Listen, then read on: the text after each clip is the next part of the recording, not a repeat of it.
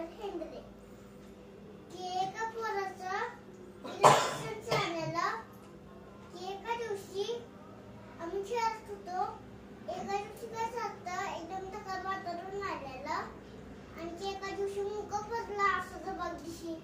कसं झालं त्याला फिरायचं मुगा.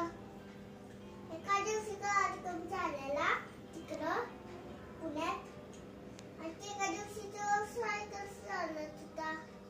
ते बदलायला लागलं. मग ते अगोदर एक दादानं सायकल तोडली तिची. एका दिवशी ते बदलायला